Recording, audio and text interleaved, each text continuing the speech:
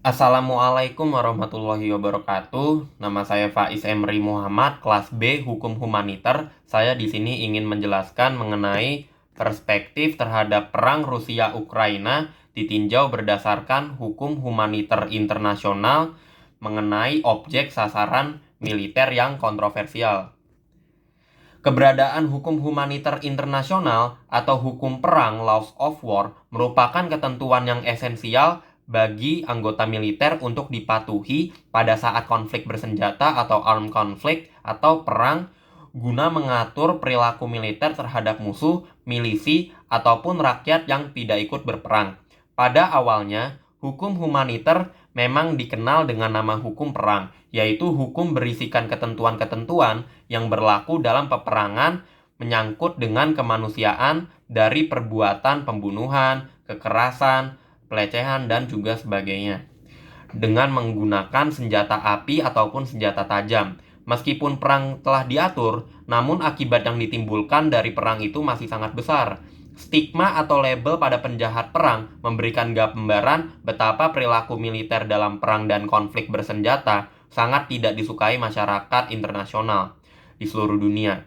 Hukum humaniter mencakup seluruh peraturan internasional yang bermakna untuk dapat melindungi orang-orang yang paling menderita hak asasinya akibat terjadi konflik bersenjata dan perang terbuka, seperti penduduk sipil yang lemah, tentara yang udah luka-luka, tentara yang sakit, atau menjadi tawanan selama konflik bersenjata dan perang. Selain itu, hukum humaniter memberikan perlindungan secara khusus untuk objek sipil yang digunakan rakyat dan tidak mendukung kepentingan militer ataupun bisa dianggap objek netral dalam suatu peperangan seperti sekolah, benda cagar budaya, dan tempat ibadah, dan juga tempat semacam pom bensin itu.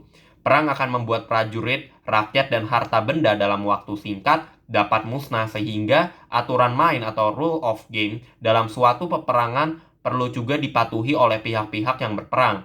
Pada hukum perang ini dapat dibedakan antara jus ad bellum atau juga disebut hukum yang tentang perang yang mengatur bagaimana suatu negara itu dapat dibenarkan untuk menggunakan kekerasan bersenjata.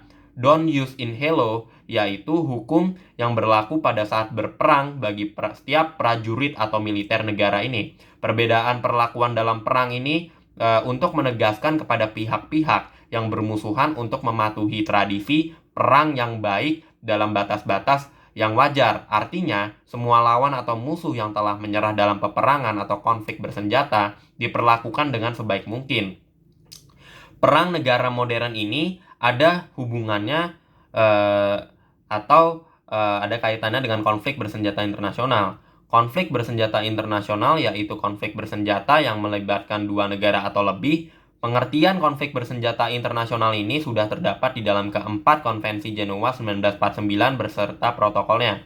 Konvensi ini akan berlaku dalam hal perang yang dinyatakan timbul di antara dua pihak peserta atau lebih, sekalipun keadaan perang itu tidak diakui oleh salah satu pihak yang berperang. Konvensi Jenewa 1949 ini menjadi sebuah hukum positif internasional yang menjadi bagian dari kaidah hukum internasional yang pada umumnya negara-negara di dunia tidak menyanggah keberadaannya karena memang Konvensi Jenewa 1949 ini bertujuan untuk memanusiakan perang. Hal ini berpegang teguh pada prinsip responsibility to protect, yaitu sebuah prinsip yang di dalam hubungan internasional yang bertujuan untuk mencegah pemusnahan massal, kejahatan perang, pembersihan etnis, dan kejahatan terhadap kemanusiaan. Ada 3 pilar untuk menerapkan responsibility to protect.